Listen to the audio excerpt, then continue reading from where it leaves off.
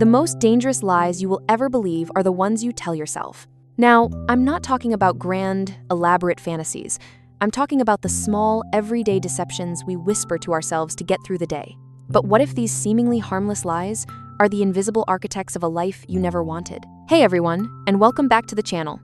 Today, we're diving deep into a topic that sits at the very core of our well-being, our relationships, and our success: radical emotional honesty. We live in a world that champions the good vibes only mantra. We're encouraged to put on a brave face, to push through the pain, and to always look on the bright side.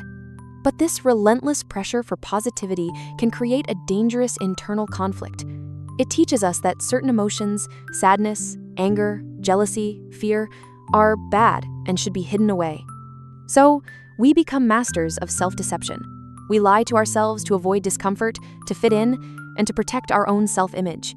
But the truth is, this avoidance comes at a staggering cost. Let's break down why we do this and what it's costing us. So, why do we lie to ourselves? The primary reason is to avoid pain. Our brains are wired to seek pleasure and avoid discomfort.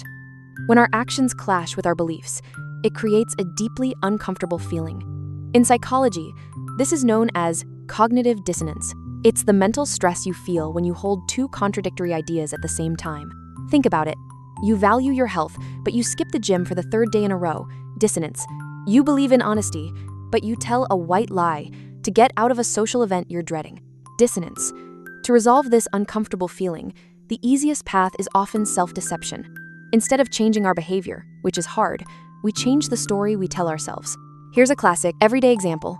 Imagine you're in a job that you know, deep down, is draining your soul.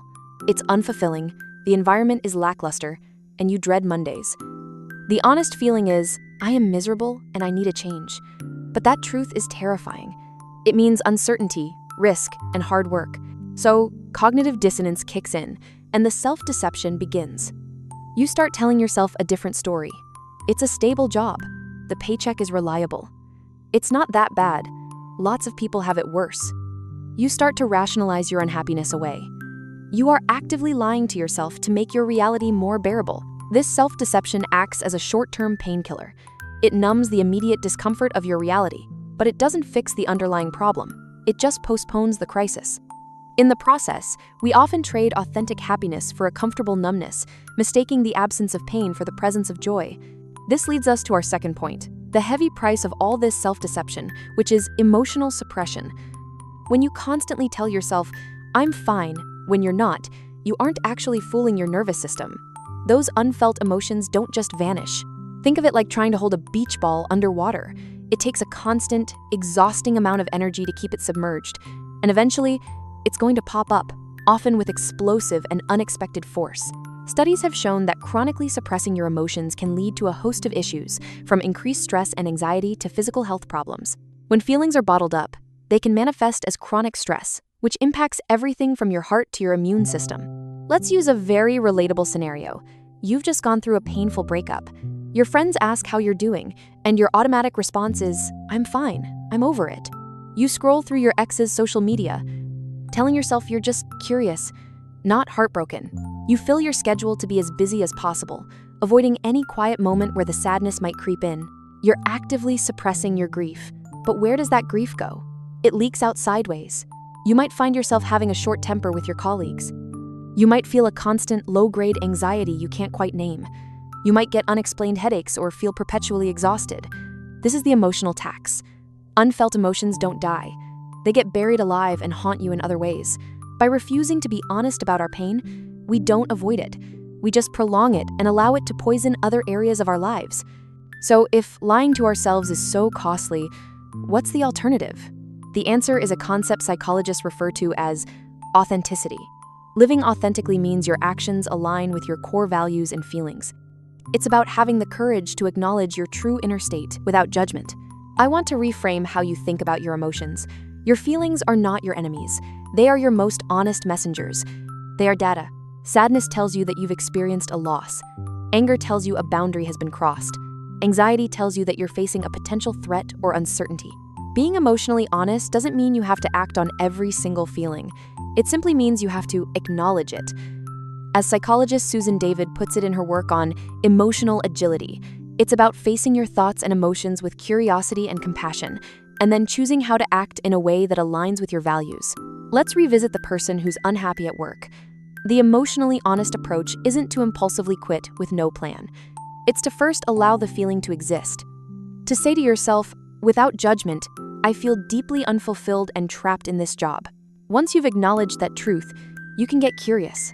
Why do I feel this way? What specifically is causing this feeling? Is it the tasks, the people, the lack of growth?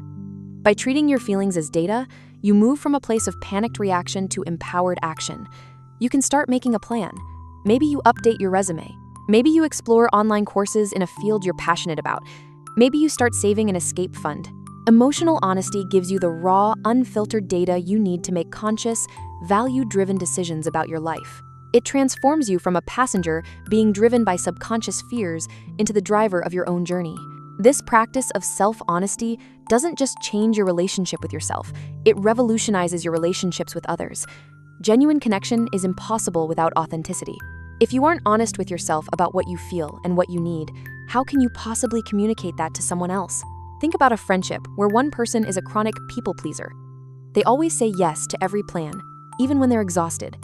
They agree with opinions they secretly oppose, all to avoid potential conflict. They tell themselves, I'm just being easygoing, or I don't want to rock the boat. But this self-deception creates a barrier to true intimacy. Their friend never gets to know the real them. Resentment begins to build beneath the surface. The people pleaser feels unseen and undervalued, and the friend may feel a subtle, confusing distance without understanding why. Now, imagine that person decided to practice emotional honesty. The next time they're invited out when they're feeling drained, they say, I really appreciate the invitation, but I'm feeling completely worn out tonight and need to recharge. This simple, honest statement does two powerful things. First, it honors their own needs, building self-trust. Second, it invites a more genuine connection.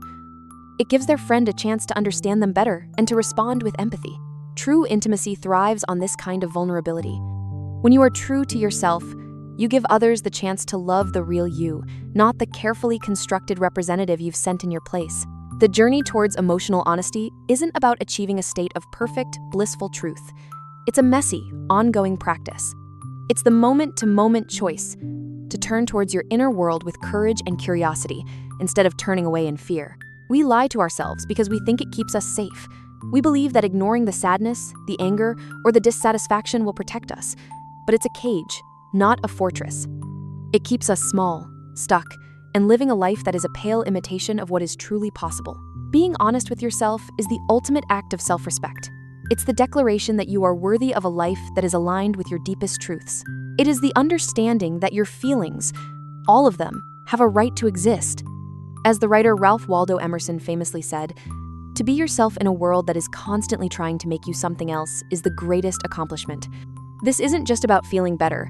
It's about living more deeply. It's about building a life that is not just successful on the outside, but one that feels true and resonant on the inside.